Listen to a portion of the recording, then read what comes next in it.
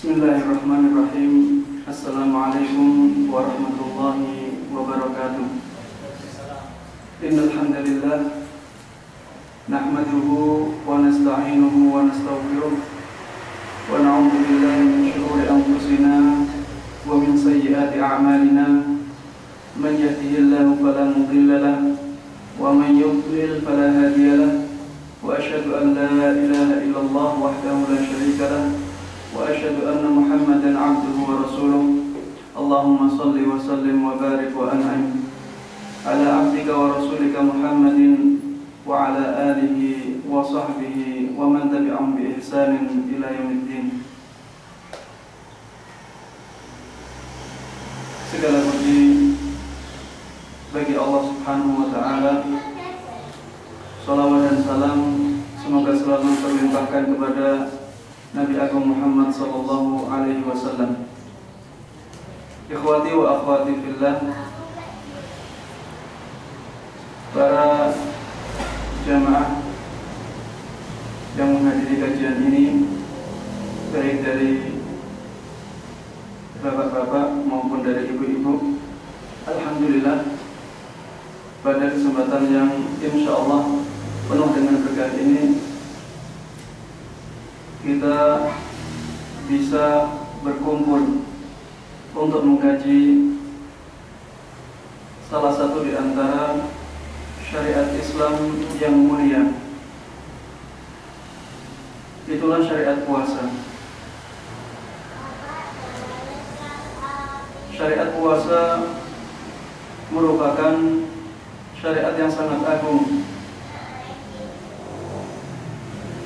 Makanya Rasulullah SAW ketika datang bulan puasa, beliau selalu menyampaikan kabar gembira kepada para sahabatnya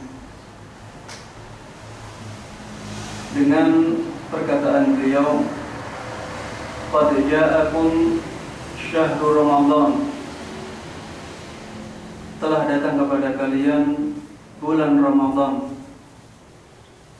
syahrun mubarak, bulan yang diberkahi. Faradallahu alaikum siyamah.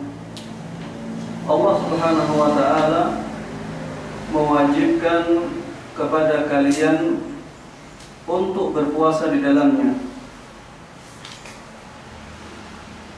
Tufattahu fihi abwabul jannah. Di bulan Ramadan tersebut pintu-pintu surga dibuka.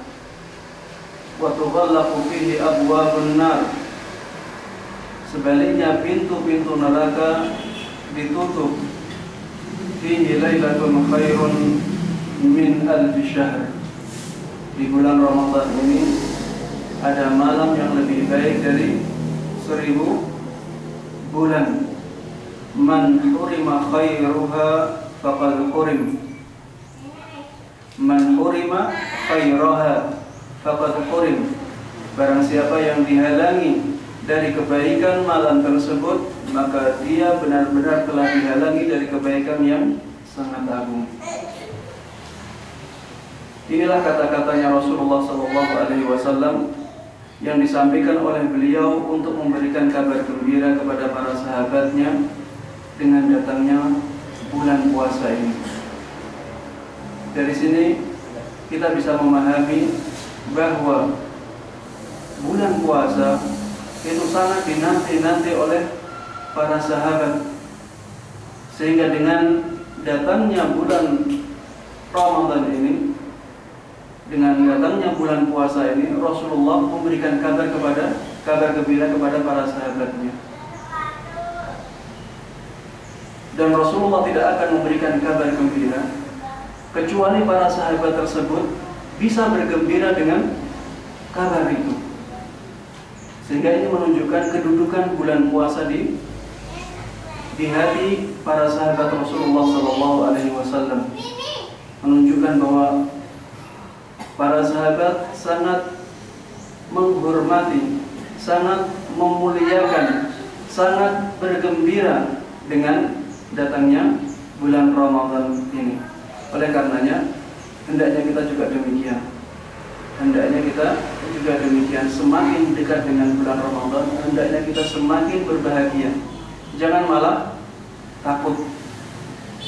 Jangan malah takut, wah nanti di bulan puasa malah lapar, nanti malah akan menyusut rezekinya. Jangan. Karena apa? Karena itu tidak sesuai dengan tuntunan Rasulullah SAW. Justru para sahabat dulu ketika akan datang bulan Ramadan, semakin dekat mereka semakin berbahagia. Makanya Rasulullah selalu memberikan kabar gembira kepada para sahabatnya dengan datangnya bulan Ramadan ini. Ikhwati wa akhwati fillah, a'azzani Allah wa iyyakum. Para jamaah, semoga dimuliakan oleh Allah Subhanahu wa taala. Ketika kita berpuasa, maka jangan hanya melakukan puasa tersebut tanpa mendapatkan manfaat dari ibadah puasa itu. Hendaknya ketika kita berpuasa, kita juga mendapatkan manfaat-manfaat dari ibadah puasa tersebut. Tentunya manfaat tersebut tidak hanya manfaat pahala saja, karena pahala ini pasti akan didapatkan oleh orang yang berpuasa, asalkan puasanya tersebut sesuai dengan syarat, memenuhi syarat dan rukunnya. Asalkan puasa tersebut dijauhkan dari dosa-dosanya, tentunya dia akan mendapatkan pahala dari puasa tersebut. Namun sebaiknya kita sebagai kaum muslimin sebaiknya mendapatkan yang lebih dari itu. Di antaranya merenungi pesan-pesan atau pelajaran yang bisa kita ambil dari ibadah puasa ini. Banyak sekali pelajaran-pelajaran yang puasa ini.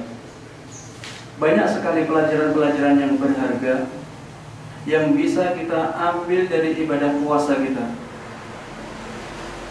Yang pertama, bahwa ibadah puasa ini mengajarkan kepada kita untuk mentauhidkan Allah Subhanahu wa taala. Ibadah puasa mengajarkan kepada kita untuk mentauhidkan Allah Subhanahu wa taala, mengesahkan Allah Subhanahu wa taala, tentunya dalam beribadah. Dari mana kita ambil pelajaran berharga ini? Dari syariat niat. Ketika kita berniat dalam puasa, niat wajib tidak? Dalam puasa niat wajib tidak? Wajib. Dalam berniat, kita meniatkan puasa ini untuk siapa? Untuk Allah Subhanahu wa ta'ala. Bolehkah kita berniat untuk orang lain atau untuk manfaat dunia? Tidak boleh. Kita berniat harus karena Allah Subhanahu wa ta'ala saja. Harus hanya mengharapkan pahala dari Allah Subhanahu wa ta'ala. Dan inilah tauhid. Ketika kita beribadah dan hanya mengharapkan pahala dari Allah, itulah inti dari ibadah, dari tauhid dalam beribadah. Misalnya kita sholat, kita mengharapkan pahala dari Allah saja.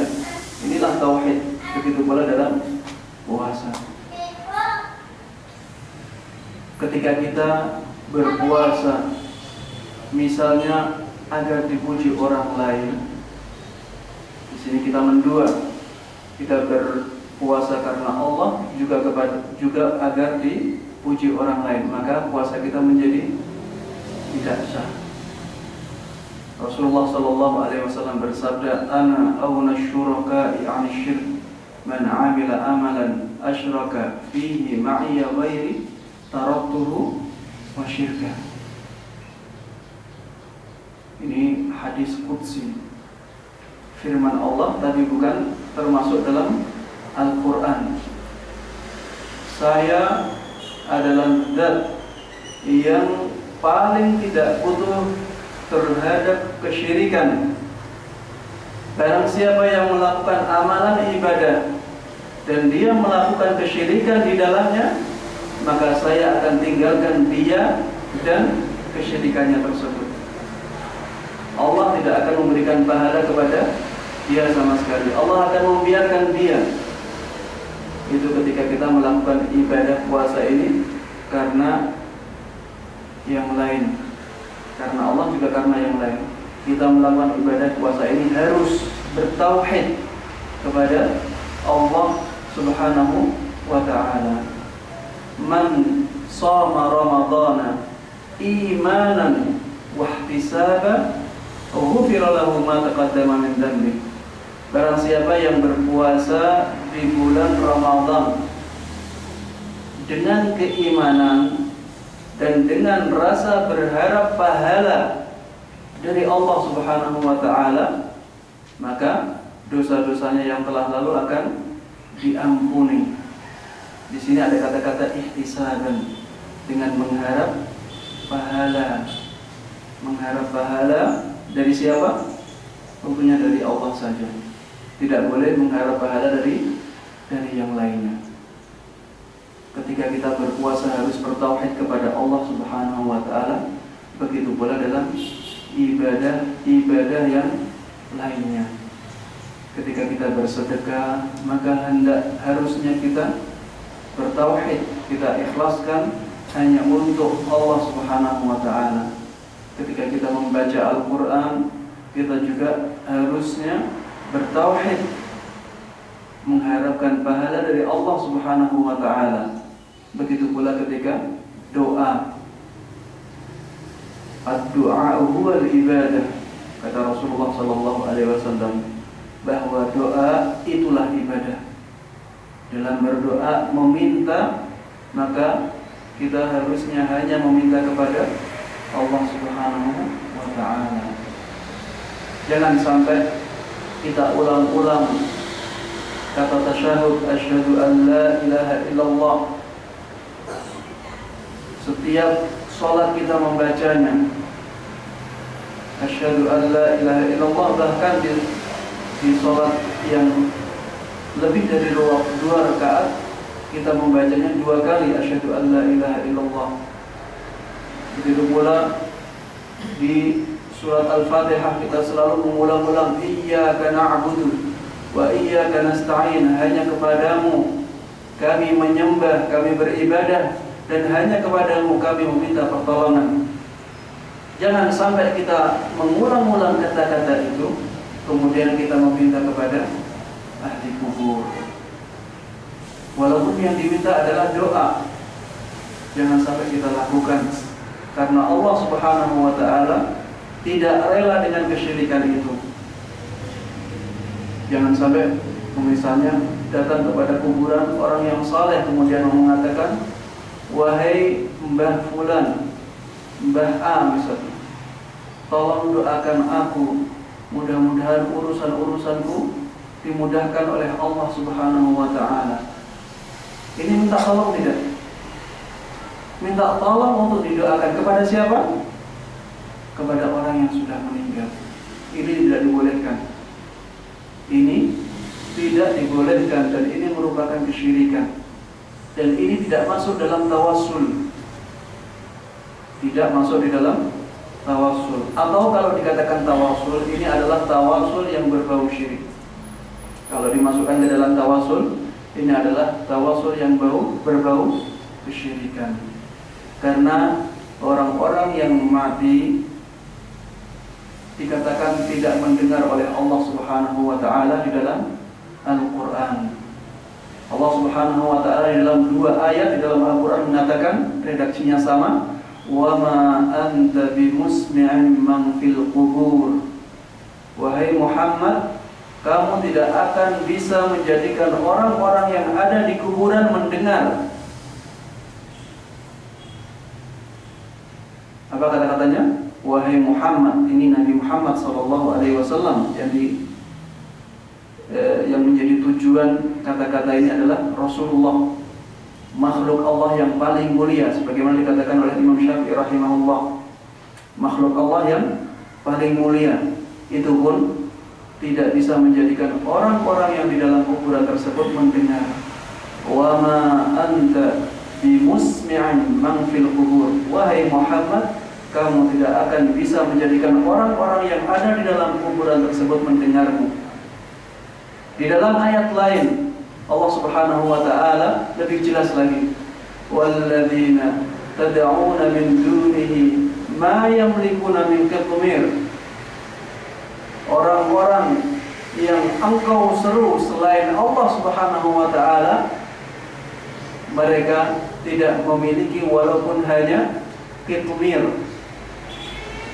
Qitmir adalah selaput yang melindungi biji korma.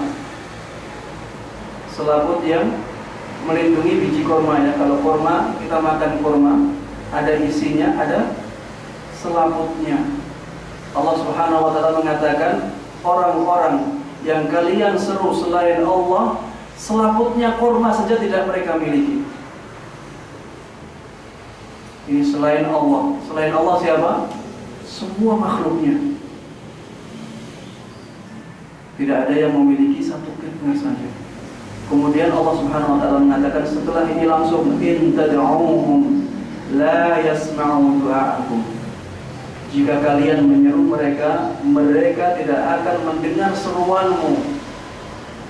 Ini yang menjadi dalil bahwa orang-orang yang ada di kuburan tidak mendengar perkataan orang-orang yang masih hidup, karena alamnya berbeda. Karena alamnya berbeda. Di sini ada malaikat nggak? Ruangan ini mendengar suaranya? Apakah Bapak Ibu mendengar ada suara malaikat datang ke sini? Tidak, karena apa? Alamnya berbeda. Begitu pula orang-orang yang sudah meninggal, mereka alamnya lain. In tad'uhum la yasma'u du'aakum. Apabila kalian menyeru mereka, mereka tidak akan mendengar seruan. Walau sami'u mastajabu lakum. Kalau saja mereka mendengar kalian, mereka tidak akan mampu untuk mengijabahi seruan kalian, untuk memperkenankan permintaan kalian, tidak akan mampu. Allah Subhanahu wa taala di sini sudah mengatakan kalau saja. Sebenarnya tidak, tapi kalau saja mereka mendengar seruan kalian, mereka tidak akan mampu menyanggupi seruan itu. Wa yaumal qiyamati yakfuruna bisyirkikum. Pada hari kiamat nanti, orang-orang yang kalian seru itu akan mengingkari tindakan kesyirikan kalian. Di sini Allah Subhanahu wa taala menyebut bahwa tindakan meminta kepada ahli kubur, orang-orang yang sudah meninggal, adalah bentuk kesyirikan. Pada hari kiamat nanti, orang-orang tersebut akan mengingkari tindakan kesyirikan kalian. Maka meminta kepada ahli kubur, walaupun yang diminta adalah doa, itu merupakan kesyirikan. Jangan sampai kita terjatuh ke dalamnya. Meminta syafaat kepada Rasulullah boleh nggak? Tidak diperbolehkan. Walaupun kita tahu bahwa nantinya Rasulullah akan memberikan syafaat. Cara mintanya gimana? Meminta kepada Allah Subhanahu wa taala agar kita dimasukkan ke dalam umatnya yang mendapatkan syafaatnya. Ya Allah, jadikanlah aku orang yang disyafaati atau mendapatkan syafaatnya Rasulullah Sallallahu Alaihi Wasallam. Ini cara kita meminta syafaat kepada Allah Subhanahu Wa Taala untuk diri kita sendiri. Dengan seperti ini kita tidak melakukan kesyirikan, dan kita juga insya Allah akan mendapatkan syafaatnya Rasulullah Sallallahu Alaihi Wasallam. Bukan kita tidak menghormati Rasulullah ya, tapi kita sangat mencintai Rasulullah, kita sangat mengharapkan syafaat beliau. Namun dalam berdoa kita memintanya kepada Allah Subhanahu wa taala. Dan beginilah orang yang bertauhid. Orang yang bertauhid, yang menjaga tauhidnya, dia akan mencari jalan bagaimana dia tidak melakukan kesyirikan kepada Allah Subhanahu wa taala. Pelajaran yang pertama dari puasa kita, bahwa kita harus mentauhidkan Allah Subhanahu wa taala dalam ibadah kita. Karena di dalam puasa kita ketika berniat harus meniatkannya hanya karena Allah Subhanahu wa taala. Pelajaran yang kedua dari puasa kita harus berittiba'. Kita harus mengikuti tuntunan dalam berpuasa. Kita harus mengikuti tuntunan dalam berpuasa. Inilah artinya ittiba'. Ittiba' artinya adalah mengikuti tuntunan. Tuntunan siapa? Tuntunannya Rasulullah Sallallahu Alaihi Wasallam. Karena kita bersaksi bahwa Nabi Muhammad adalah Rasulullah, utusannya Allah Subhanahu wa taala. Ketika kita bersaksi bahwa Nabi Muhammad adalah utusannya Rasulullah, maka kita mengikuti tuntunan beliau dalam beribadah. Dari mana kita tahu? Dari mana kita ambil pelajaran ini dari syariat puasa? Dalam banyak hadis. Kita di dalam puasa, kita tidak boleh puasa bisu. Puasa dengan membisu. Kita tidak boleh puasa setahun full. Selama setahun puasa terus, tidak boleh. Kita tidak boleh puasa wisal. Puasa wisal itu puasa menyambungkan lebih dari sehari. Bisa 2 hari, bisa 3 hari dengan 1 kali berbuka. Dan ini semuanya namanya apa? Puasa. Tapi tidak sesuai dengan tuntunan. Sudah ada sejak zaman Rasulullah SAW. Ada sebuah hadis yang menceritakan pengingkaran Rasulullah SAW kepada orang yang berpuasa dengan cara membisu. Diriwayatkan dari Ibnu Abbas radhiyallahu anhuma, anna Rasulullah sallallahu alaihi wasallam marra bi rajulin bi Makkah wa huwa qa'imun fi syams. Rasulullah sallallahu alaihi wasallam pernah suatu ketika berjalan di kota Makkah melewati orang yang sedang berdiri di bawah matahari. Jadi di bawah matahari yang sangat terik, Rasulullah mendapati orang ini berdiri. Kemudian Rasulullah bertanya, "Ma hadza?" Ada apa dengan orang ini? Qalu nadhara an yasuma wa la yastadilla ila al-lail wa la yatakallam wa la yazalu qa'ima. Sahabat-sahabat yang mendengar perkataannya Rasulullah mengatakan, dia sedang nazar untuk puasa dan tidak mau berteduh. Nadarnya tersebut tidak dengan berteduh. Puasanya sambil berdiri, tidak berteduh, tidak berbicara. Inilah nadarnya orang ini. Kemudian Rasulullah Shallallahu Alaihi Wasallam memerintahkan kepada orang tersebut, liyatakallam, wal yastadil, wal yajlis, wal yutimma shawma. Perintahkanlah orang ini agar dia berbicara, agar dia berteduh, agar dia duduk, dan hendaklah dia menyempurnakan puasanya. Puasa membisu sudah ada di zaman Rasulullah Sallallahu Alaihi Wasallam, tapi karena tidak sesuai dengan tuntunan beliau larang. Beliau larang membisunya, beliau larang berdirinya, tapi boleh untuk duduk, dan beliau larang juga untuk panas-panasan di terik matahari. Beliau suruh untuk berteduh, kemudian berpuasa. Ini menunjukkan bahwa puasa harus sesuai dengan tuntunan. Tidak cukup hanya dengan apa? Hanya dengan logika, hanya dengan anggapan itu baik. hanya dengan mengatakan bahwa ini kan lebih berat, tentunya lebih baik. Tidak cukup dengan itu.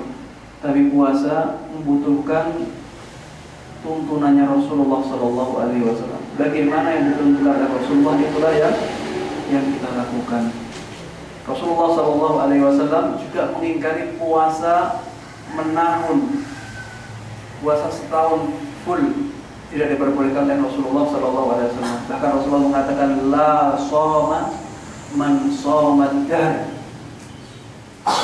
Tidak ada puasa orang yang berpuasa setahun penuh. Puasa setahun penuh. Kalau kita tidak mengetahui hadis ini, terlihat baik tidak?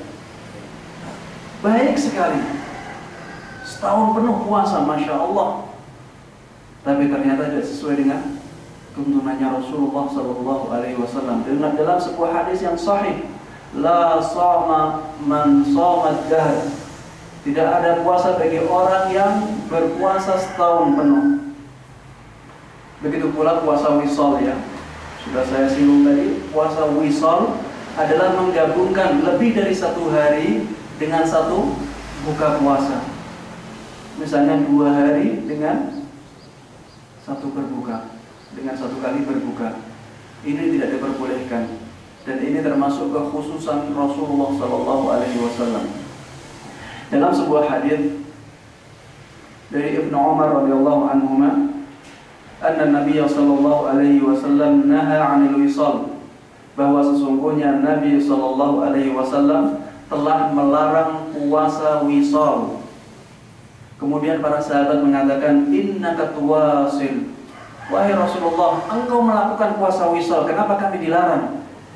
Para sahabat menanyakan hal ini karena menganggap aneh Rasulullah melakukan puasa wisal, kenapa kami tidak dibolehkan? Maka Rasulullah mengatakan, qal inni lastu ka hayatikum inni ut'amu wa usqa, bahwa sesungguhnya keadaanku tidak seperti keadaan kalian. Rasulullah mengatakan, keadaanku tidak seperti keadaan kalian, karena aku diberikan makan, aku juga diberikan minum oleh Allah Subhanahu wa Ta'ala, sehingga dengan berpuasa wisal tidak membahayakan Rasulullah Sallallahu Alaihi Wasallam. Kalau misalnya ada yang mengatakan, aku juga kuat kok puasa 2 hari, gimana jawabnya? Jawabnya gimana? Rasulullah telah melarang kita. Rasulullah telah melarang kita. Nahan Nabi sallallahu alaihi wasallam 'anil wisal, dan larangan ini umum kepada seluruh umatnya. Kalau ada yang dikecualikan, tentunya para sahabat lebih berhak untuk dikecualikan. Para sahabat perang Badar di bulan apa? Bulan Ramadan. Bulan Ramadan dibuat untuk berperang. Apalagi untuk berdiam di rumah, mungkin sampai berhari-hari bisa tahan tidak makan. Tapi mereka dilarang oleh Rasulullah untuk berpuasa wisal, apalagi kita. Dan ini merupakan bentuk kasih sayang Rasulullah SAW kepada umatnya.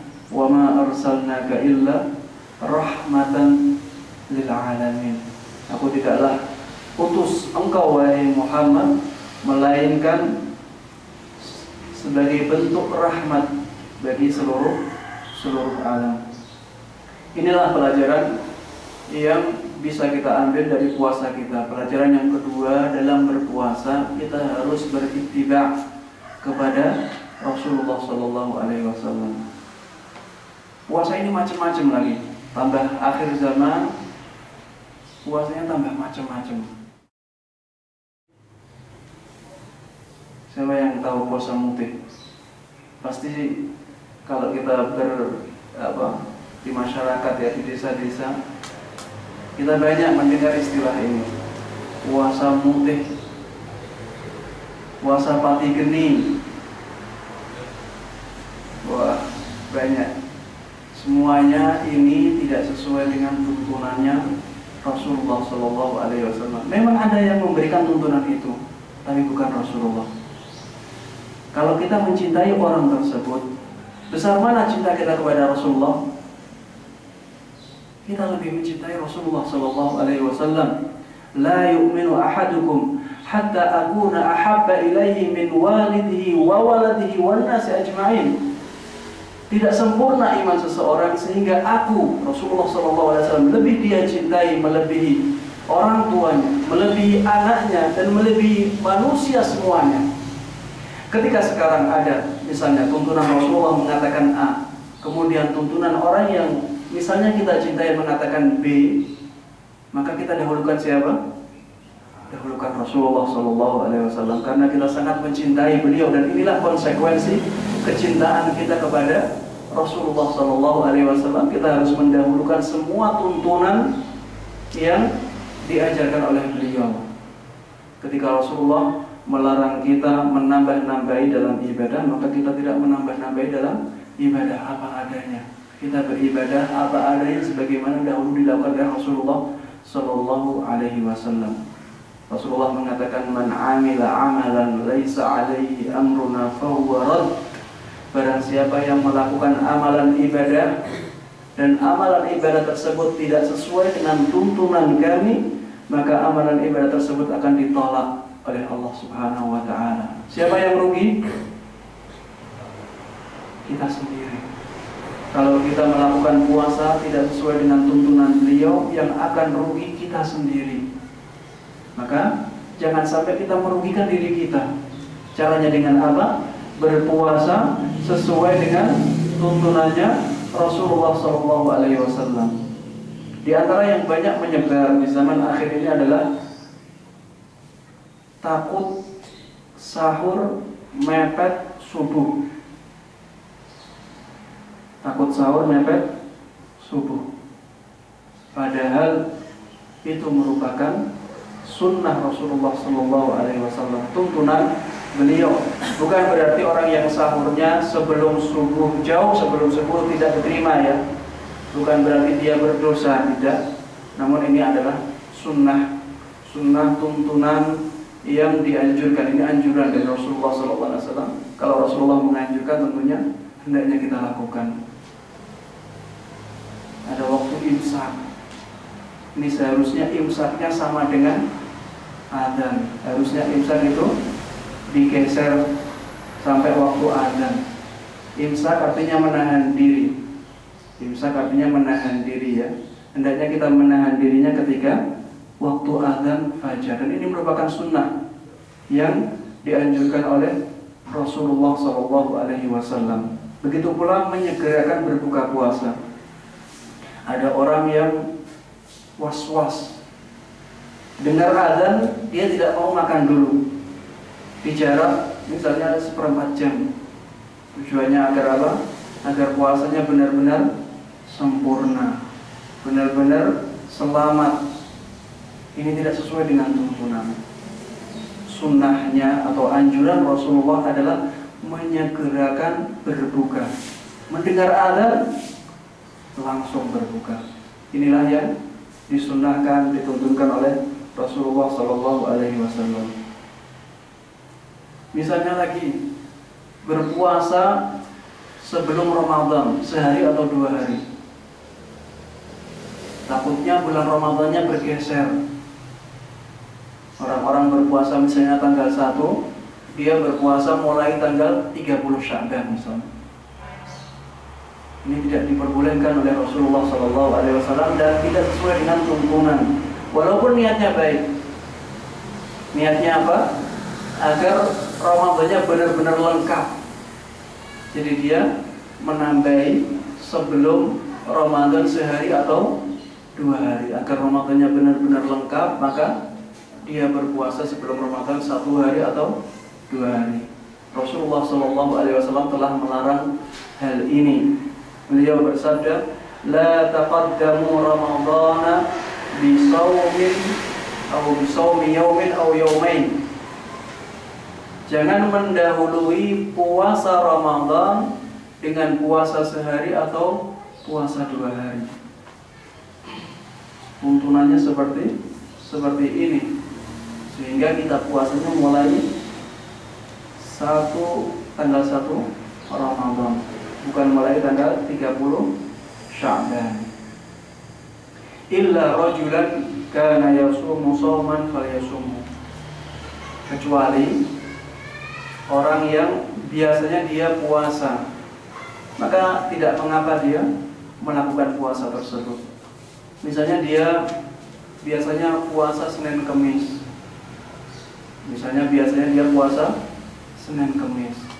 pas menepati Seninnya tanggal 30 Sya'ban, boleh nggak dia puasa? Dibolehkan bagi orang ini karena dia punya kebiasaan seperti itu. Berbeda dengan orang yang bermaksud berpuasa pada tanggal 30 tersebut tidak diperbolehkan. Dan ini pentingnya niat ya. Ini menunjukkan kepada kita pentingnya niat. Orang ini dua-duanya puasa, tapi yang satu tidak sesuai dengan tuntunan, yang satu sesuai dengan tuntunannya Rasulullah SAW. Hanya beda niat saja. Pelajaran yang ketiga,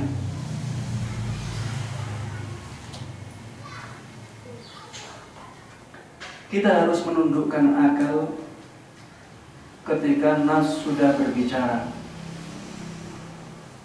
Kita harus menundukkan akal kita ketika nas sudah berbicara. Dari mana kita ambil dari syariat puasa kita ini? Dari sebuah hadis, la khalufu famis sha'im atyabu 'indallahi min rihil misk. Bau mulutnya orang yang berpuasa benar-benar lebih wangi di sisi Allah, melebihi wanginya bau misik. Masuk akal tidak? Masuk akal tidak? Bau mulut orang yang berpuasa wangi. Bahkan kita bisa mengindra sendiri dengan indera penciuman, bau mulutnya tidak wangi. Bau mulutnya sangat bau. Apalagi bagi orang-orang yang giginya sudah pada berlubang ya, itu ada tambahan baunya. Tapi Rasulullah SAW mengatakan, la khalufu famis sha'im atyabu 'indallahi min rihil misk.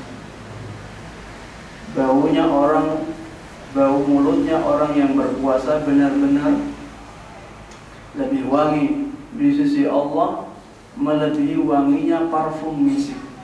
Di zaman orang Arab dahulu tidak ada parfum yang lebih wangi dari parfum misik ini. Mungkin di zaman sekarang ada bau-bau yang mungkin kita lebih suka daripada parfum misik tersebut. Tapi orang Arab dahulu kalau ingin mengatakan bahwa parfum itu wangi sekali, dikatakanlah itu parfum misik, karena tidak ada yang lebih wangi dari parfum misik ketika itu.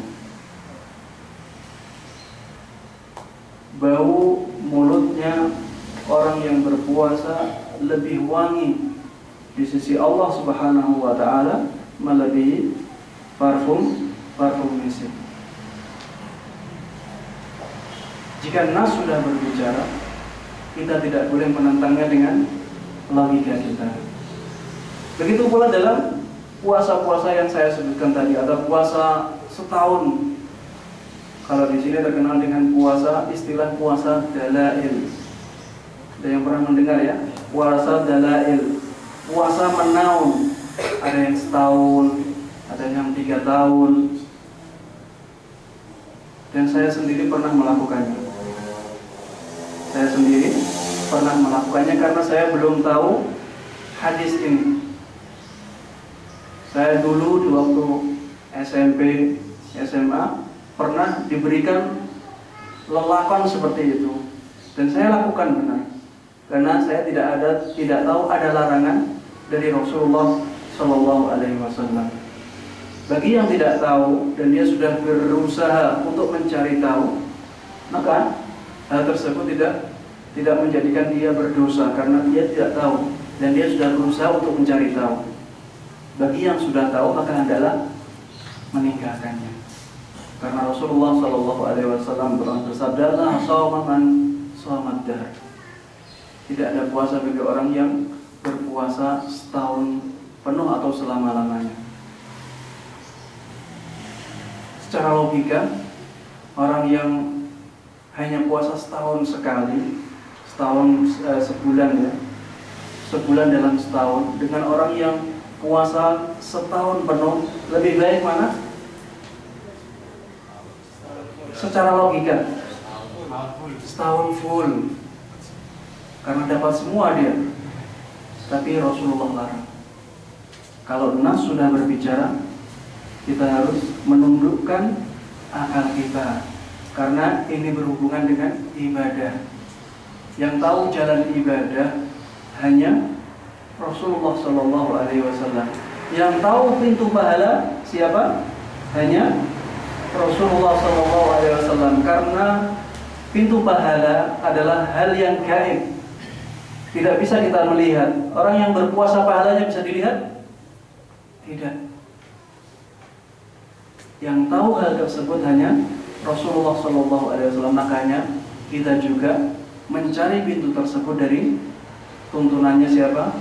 Tuntunannya Rasulullah SAW. Pelajaran yang keempat, puasa mengajarkan kepada kita untuk tenggang rasa. Dan ini sangat jelas, semua orang pasti bisa merasakannya. Untuk tenggang rasa, ikut merasakan perasaan orang-orang yang kekurangan, orang-orang lemah, orang-orang miskin, orang-orang yang sulit untuk mencari makan. Dengan berpuasa kita bisa merasakan perasaannya orang-orang tersebut. Puasa mengajarkan kepada kita untuk merasakan perasaan orang-orang tersebut. Ternyata perut yang kosong itu berat. Kalau kita tahu hal tersebut, maka hendaknya kita membantu orang-orang yang berat tersebut. Kita bantu mereka. Inilah di antara pelajaran yang diberikan oleh puasa kita. Jangan hanya kita puasa-puasa, namun kita tidak ada rasa tenggang rasa sama sekali dengan orang-orang lemah yang ada di sekitar kita. Bantulah mereka. Sungguh bantuan kita kepada mereka, manfaatnya untuk diri kita jauh lebih besar daripada manfaat yang dirasakan oleh mereka. Jangan kita berpikiran ketika membantu orang lain bahwa yang akan menerima manfaat hanya orang yang dibantu saja. Justru manfaat yang kita raih, yang kita dapatkan jauh lebih besar daripada manfaat yang diterima dia dari kita. Manfaat yang dia terima, berapa menit dia rasakan? Misalnya kita kasih makan uang 10.000 misalnya, dia gunakan untuk makan. Berapa menit dia rasakan manfaat tersebut? Orang yang makan mungkin 1 jam setelah itu sudah lapar lagi. Tapi pahala yang kita terima akan kita rasakan selama-lamanya di surga nanti.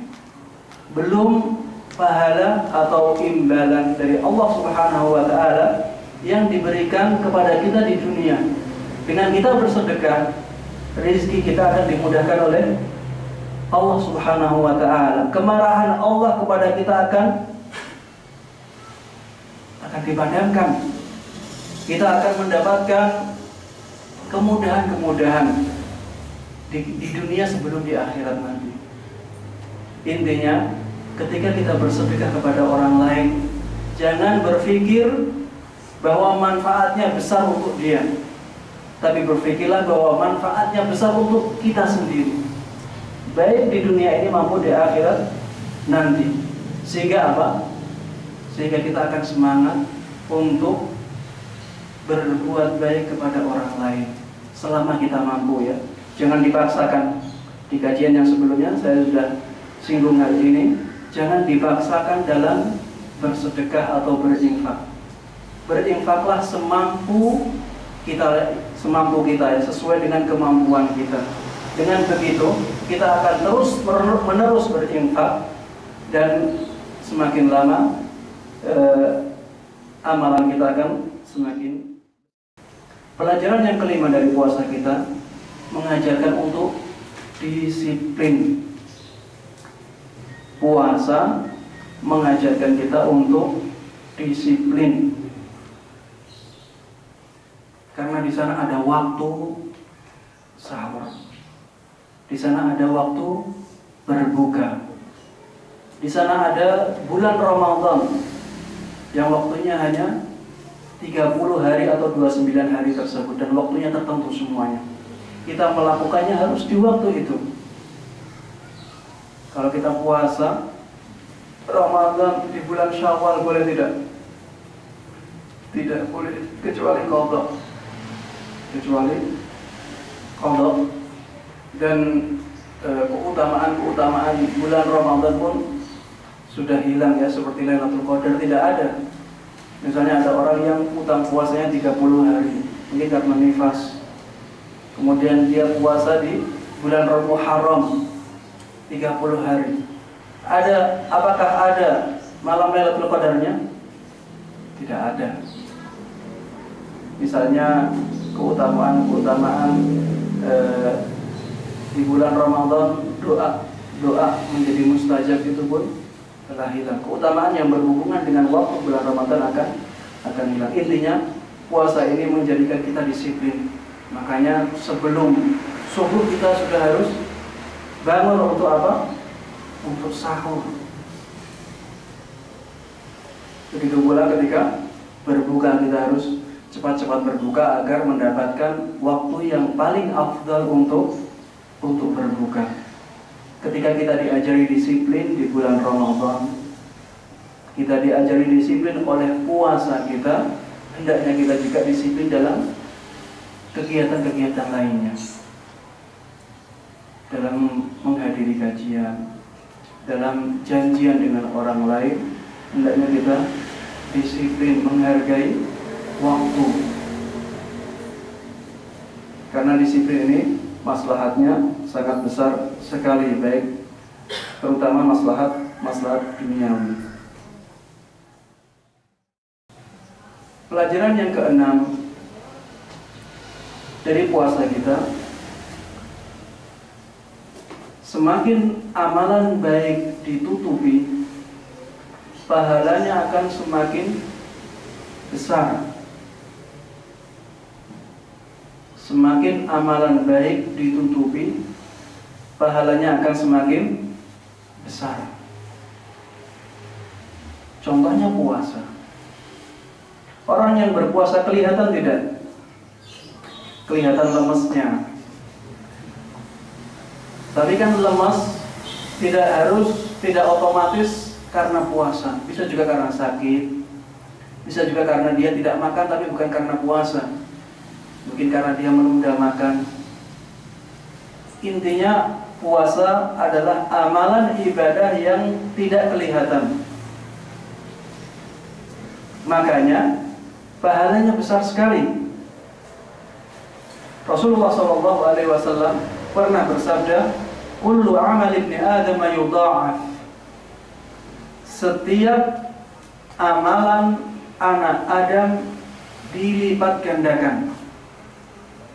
Al-hasanatu 'ashru amthaliha ila 700 dha'fin. Setiap kebaikan itu sama dengan 10 kali lipatnya, bahkan sampai 700 kali lipat. Setiap amalan baik anak Adam akan dilipat gandakan oleh Allah Subhanahu wa ta'ala. Ada yang dilipat gandakan hingga 10 kali lipat, ada yang dilibatkan hingga berapa? 700 kali lipat. Qala Allah Azza wa Jalla. Ini hadis qudsinya mulai ini. Illa as-shaum. Allah Subhanahu wa ta'ala, Allah Azza wa Jalla berfirman, kecuali puasa. Fa innahu li wa ana ajzi bih. Sesungguhnya puasa itu untukku dan akulah yang akan membalasnya. Puasa untuk siapa? untuk Allah Subhanahu wa ta'ala, dan puasa tersebut tidak terlihat oleh orang lain. Fa innahu li wa ana ajzi bi. Misalnya ada orang di bulan puasa, dia makan di kamarnya, kemudian keluar, kelihatan tidak? Orang menyangka dia tetap puasa, karena puasa ini amalan hati, tidak kelihatan. Kita sebenarnya bisa makan, tapi kita tidak mau makan karena Allah. Inilah yang dimaksud bahwa amalan puasa ini tidak terlihat. Ada kesempatan-kesempatan yang sangat banyak sekali sebenarnya bisa kita gunakan untuk makan, untuk minum, untuk berhubungan suami istri. Ada banyak sekali kesempatan, namun tidak kita lakukan. Itu semuanya sumbernya dari hati kita. Memang kita ingin berpuasa, ingin meninggalkan hal-hal tersebut karena Allah Subhanahu wa ta'ala. Makanya pahalanya besar sekali. Makanya Allah mengatakan fa innahu li wa ana ajzi bi. Puasa itu untukku, dan akulah yang akan membalasnya. Yada'u syahwatahu wa ta'amahu min ajli. Orang yang berpuasa itu meninggalkan syahwatnya dan makanannya karena aku, karena Allah Subhanahu wa ta'ala. Intinya pahala puasa melebihi berapa? 700 kali lipat. Pahala puasa melebihi 700 kali lipat. Kita misalnya puasa sehari sama dengan puasa lebih dari 700 hari. Ini sebagaimana disebutkan dalam hadis ini yang diriwayatkan oleh Imam Muslim. Tentunya hadis ini adalah hadis yang sahih. Ketika puasa merupakan amalan yang disembunyikan, maka pahalanya menjadi sangat besar. Makanya ya, hadis yang menerangkan tentang 7 golongan yang di hari kiamat mendapatkan naungan dari Allah Subhanahu wa ta'ala, rata-rata amalan tersebut berkaitan dengan hati, amalan yang tidak dilihat oleh manusia. Saya sebutkan hadisnya ya.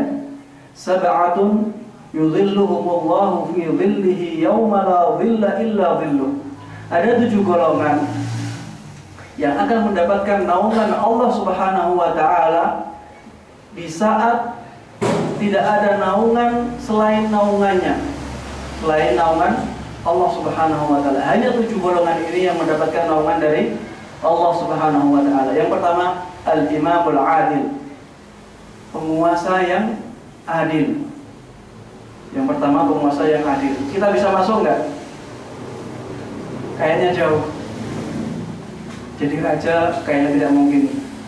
Jadi presiden juga kayaknya seperti tidak mungkin lah. Mungkin saja tapi kayaknya tidak mungkin jadi presiden.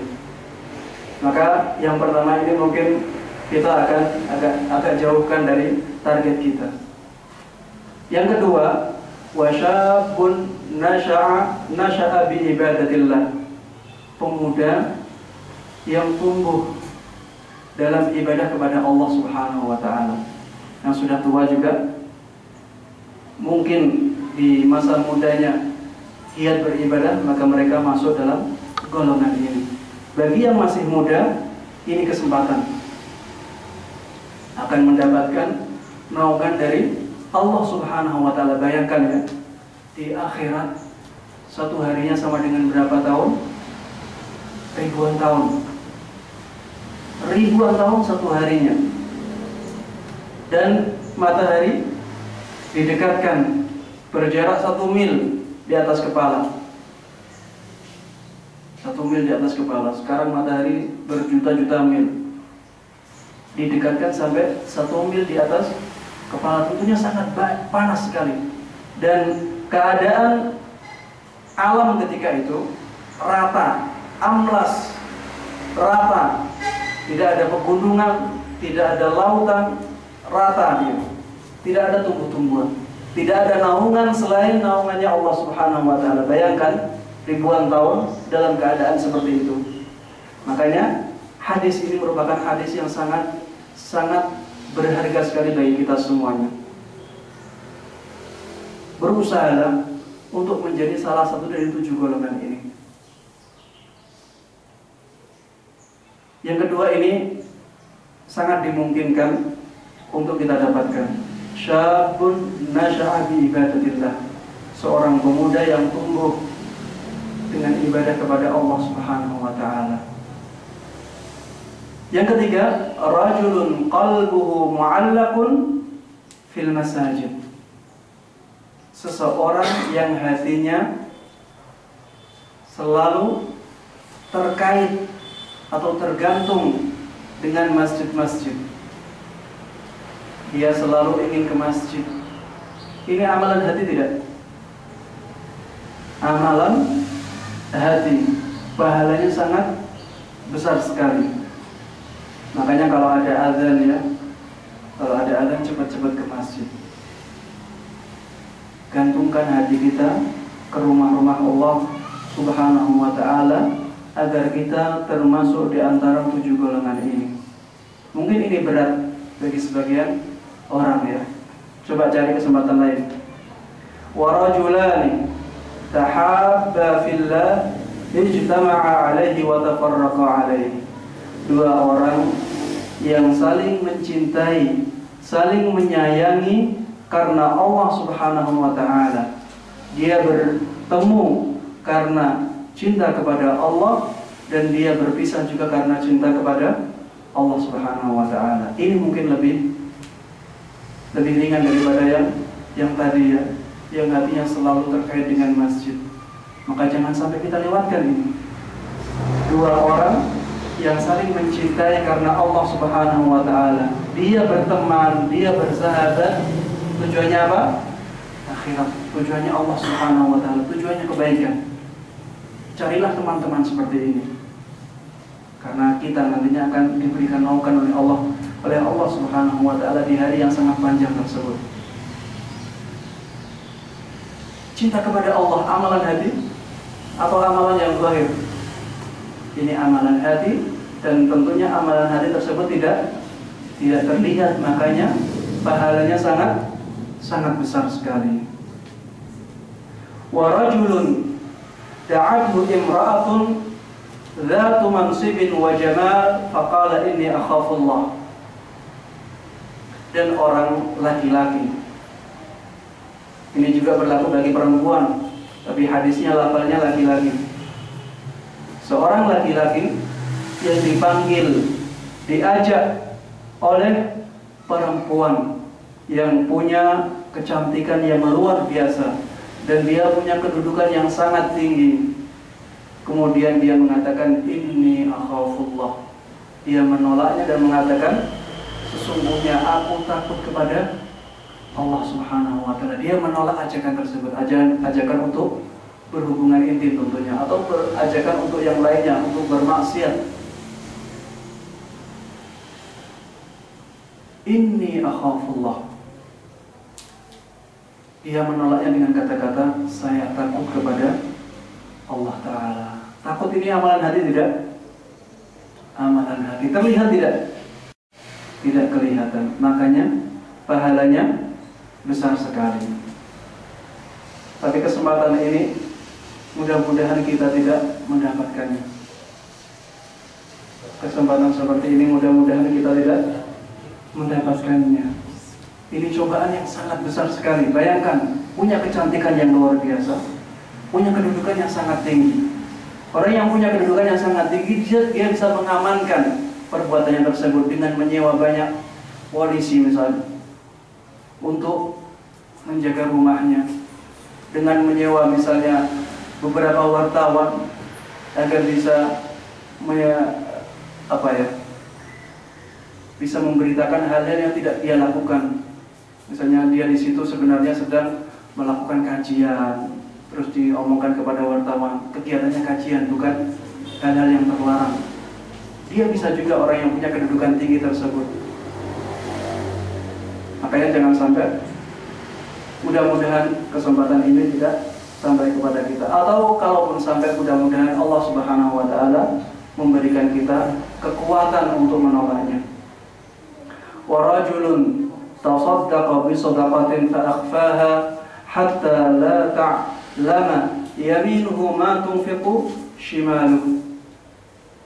Dan orang yang bersedekah dan dia menyembunyikan sedekah tersebut sampai tangan kanannya tidak mengetahui apa yang dilakukan oleh tangan kirinya.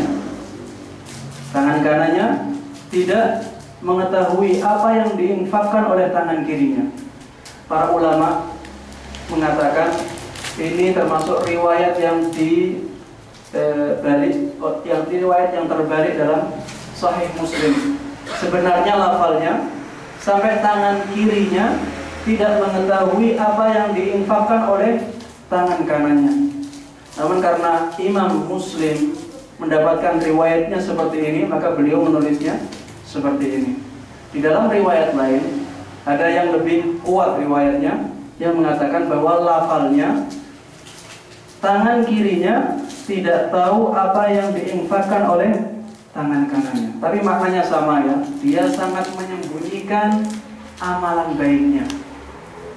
Dia sangat menyembunyikan amalan baiknya sampai tangan yang menjadi anggota badannya sendiri tersebut tidak mengetahui apa yang dilakukan oleh tangan yang lain.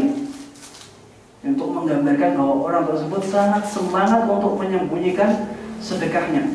Orang ini akan mendapatkan naungan dari Allah Subhanahu wa Ta'ala di akhirat kelak. Sedekah ini menjadi sangat mulia karena apa? Apa sebabnya? Karena disembunyikan.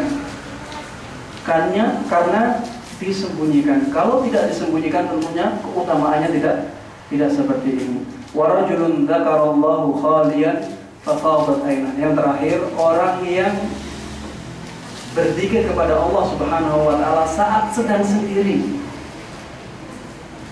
sampai-sampai matanya meneteskan air mata.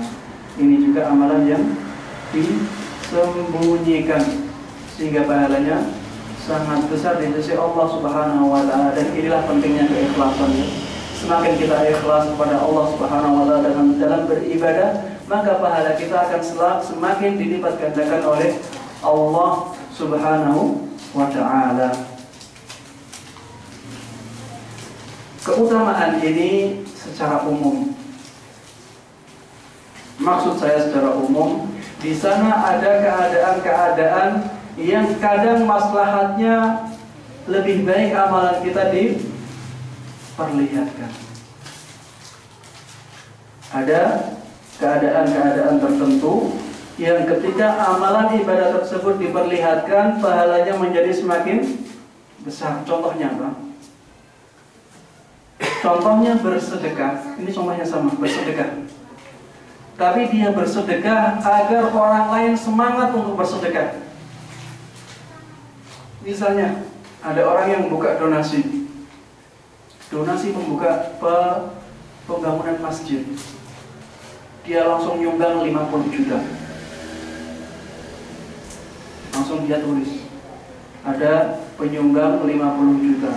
Orang lain akan semangat bantu karena tinggal meneruskan dan tinggal sedikit biasanya. Maka orang yang seperti ini lebih baik ditampakkan amalan tersebut. Agar apa? Agar yang lain semangat. Misalnya orang yang punya kedudukan, ketika dia bersedekah, masyarakat akan semangat bersedekah. Nah, ini maslahat ini lebih besar. Maka ditampakkan. Misalnya, kepala desa si fulan bersedekah untuk ini. Ayo kita sama-sama. Akan menjadi semangat untuk berinfak pada amalan tersebut. Maka karena maslahat ini, maka lebih baik ditampakkan. Ada lagi misalnya amalan berjamaah di masjid. Bagaimana kita menyembunyikan amalan berjamaah di masjid? Tentunya tidak bisa. Makanya ada orang yang ngomong ya, lebih baik saya daripada orang-orang yang sholat di masjid. Orang yang sholat di masjid itu sholatnya dilihat orang. ikhlasnya lebih susah, banyak tercampur rasa-rasa riya, maka lebih baik saya sholat di rumah. Ini bisikan syaitannya. Ini bisikan syaitan. Karena apa? Sholat di masjid hukumnya wajib bagi laki-laki. Bagi yang laki-laki yang sudah balik, sholat di masjid lebih baik, dan itu merupakan syiar Islam. Itu merupakan syiar Islam. Ketika syiar Islam ini hidup, maka maslahat untuk kaum muslimin menjadi semakin besar. Maslahatnya, ketika sebuah maslahat semakin besar, menjadi lebih besar, maka ditampakkan amalan tersebut ditampakkan.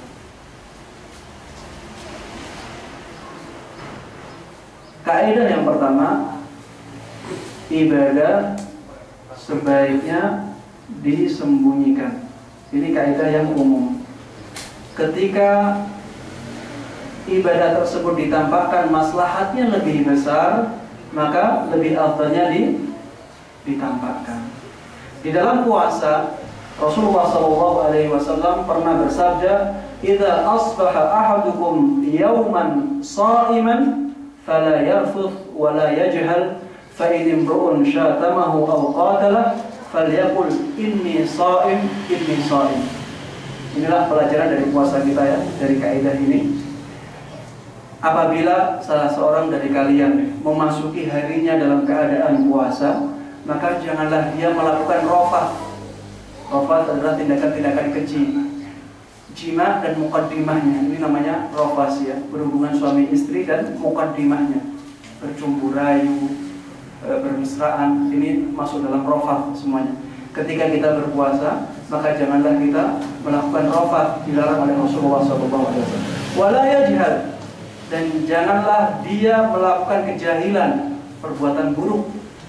Jangan dia melakukan kemaksiatan. Fa in imru'un syatamahu, apabila ada orang yang mencacinya atau mengajak dia bertengkar, maka katakanlah bahwa sesungguhnya aku sekarang sedang puasa. Yang tadinya puasanya tidak ditampakkan, sekarang dia menampakkan puasanya. Jangan, ketika ada orang yang mencela dia, jangan cela aku, karena aku sekarang sedang berpuasa. Ini disyariatkan, dianjurkan untuk ditampakkan. Karena Rasulullah mengatakan falyaqul, maka hendaklah dia mengatakan inni shaimun, saya sekarang sedang puasa, saya sekarang sedang puasa. Inilah kaidah yang kita ambil. Apabila pada asalnya semua ibadah hendaknya kita sembunyikan, pahalanya akan semakin besar. Apabila ada maslahat yang besar untuk kita tampakkan, maka hendaklah kita tampakkan. Mohon maaf ya, karena waktu yang sudah masuk waktu maghrib, maka saya tutup kajian ini sampai di sini. Sebenarnya ada masih banyak lagi pelajaran-pelajaran yang lain. Saya kumpulkan ada 17 pelajaran. Insya Allah kita bisa sambung di kesempatan lain. Wallahu ta'ala a'lam.